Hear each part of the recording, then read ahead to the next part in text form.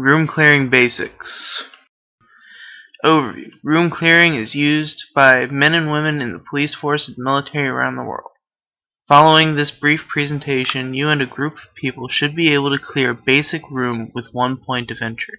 Long-term goal. By following up with the other courses, you will learn the ins and outs of the way military police forces operate and conduct clearing missions on whole complexes.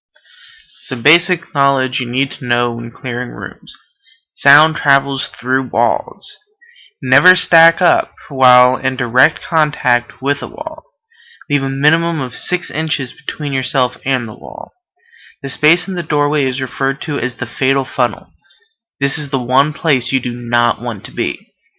The direction of fire, and to check the corners of the room. Communication is key.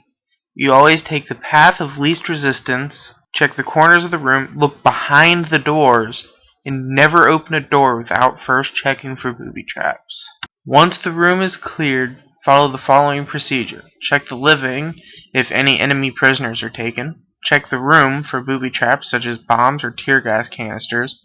And check the dead. Just because they're dead doesn't mean they can't have a bomb on them or any other piece of information that could be useful. Searching the room. When searching the room, remember intel is invaluable. Ideally, someone will have a backpack to collect intel in. Intel can be kept on anything from scratch paper that would normally be overlooked to external hard drives, laptops, desktop PCs, and thumb drives. The stack. Basic stack consists of 4 people with 360-degree security, using the building as cover from behind. First person in the stack is watching the door. The second person is watching over the first person's shoulder. The third person watches the open, exposed side, and the fourth person pulls security to the back of the stack so no one sneaks up behind you.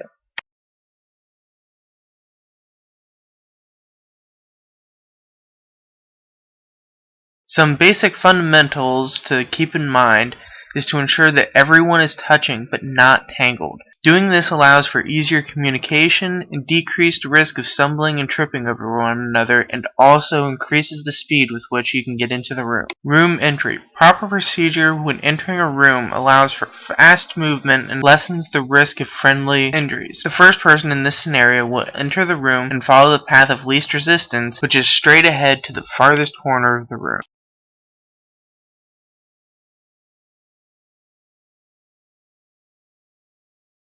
The second person enters the room immediately after the first person and goes in the opposite direction. In this case, that would be a sharp left turn and following the wall down to the far corner while scanning the room for any target.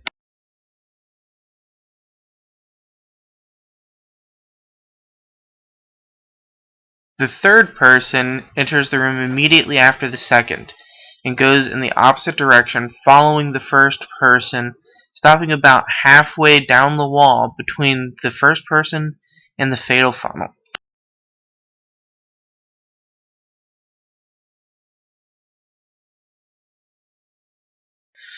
The fourth person enters the room immediately after the third person and goes in the opposite direction, in this case following the second person, which would be a sharp left turn and halfway down the wall between the second person and the fatal funnel. The person closest to the door, which in this case would be the third person, would pull security on the door to make sure that no enemies follow them into the room.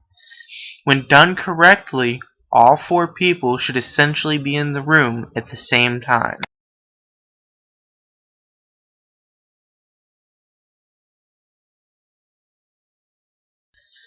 Just as important as entering the room, there's also procedures for exiting the room.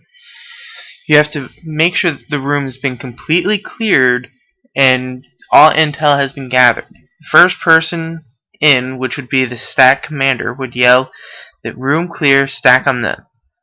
The first person then heads in the direction of the door, and the stack develops inside the room exactly the same as it was outside of the building. Before the first person exits the building, you yell out, "Friendly's coming out," and wait for a response to make sure it's safe.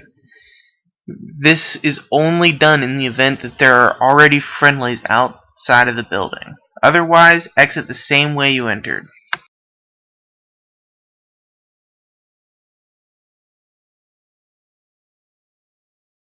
Once outside of the building, fall into exterior security positions, which would be a man on each of the four corners. During this time, you do ammo checks to make sure that you have enough ammo to continue mission. You check your water supply and check for injuries. Due to adrenaline in combat situations, it is possible to get injured, shot, cut, or anything like that, not notice until after the fact.